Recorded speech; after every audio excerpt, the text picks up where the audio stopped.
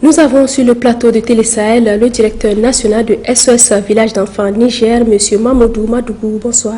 Bonsoir, madame. Alors, présentez-nous brièvement le village d'enfants SOS Enfants. Je voudrais particulièrement remercier la télévision nationale pour l'opportunité qu'elle nous offre de pouvoir présenter notre organisation au grand public. Avant de commencer, je voudrais avoir une pensée à l'égard des familles des victimes de l'insécurité et des enfants devenus orphelins du fait de cette situation.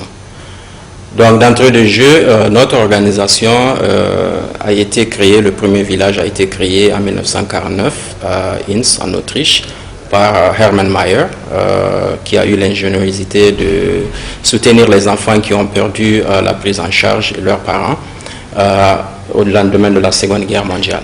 Donc, nous sommes une organisation non gouvernementale à vocation purement sociale et nous sommes au service des enfants et des familles les plus vulnérables. Notre mission principale, c'est garantir la protection, le développement, le bien-être des enfants et d'assurer la défense des droits des enfants pour qu'ils puissent devenir des citoyens indépendants et pouvoir être actifs au sein de leur communauté. Au Niger, nous enregistrons 30 ans de présence depuis la signature de l'accord cadre avec le gouvernement de la République du Niger intervenu en 1989. Et à partir de cet instant, nous avons pu étendre notre spectre opérationnel avec l'ouverture du premier site de Niamey intervenu en 1993, suivi du site de Tawa en 2008, celui de Dosso en 2010.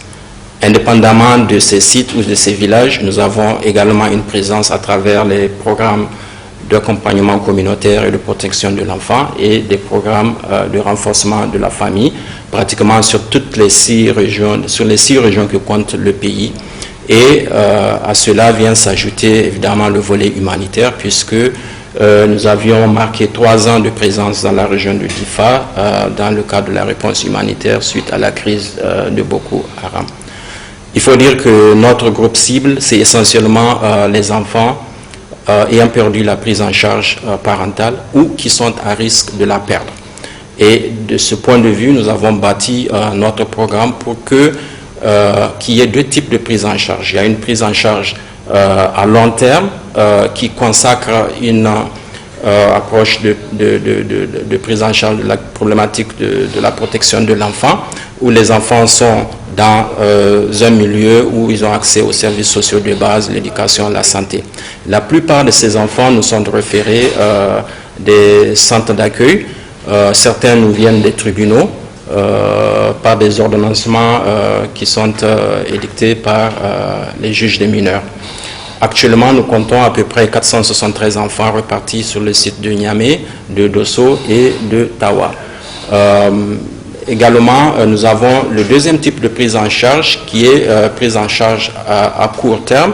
Ce type de prise en charge consacre vraiment le volet résilience, en ce sens que nous avons 2 volets. Nous avons la protection de l'enfant à base communautaire, puisque aux problèmes structurels, il faut apporter des solutions systémiques. Donc, nous faisons l'approche communautaire à travers la mise en place de mécanismes communautaires de protection de l'enfant, autour desquels concourent les acteurs au niveau communautaire, les clubs d'enfants, les leaders communautaires.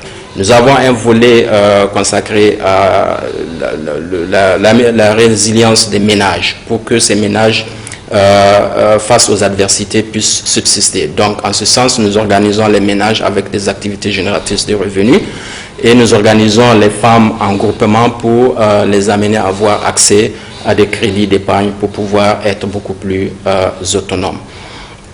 Maintenant, nous avons également 2 programmes connexes sur ces 2 programmes phares. Le premier, c'est l'insertion socio-professionnelle des jeunes qui sont dans les centres d'apprentissage, qui sont dans les centres de formation professionnelle, que ce soit le niveau moyen ou le niveau supérieur. Il y a maintenant le programme Passerelle, qui est un programme accéléré et qui est destiné aux enfants en décrochage scolaire pour permettre de faire une mise à niveau et de reverser dans le formel. Et ça, cette approche nous permet en tout cas de récupérer pas mal d'enfants.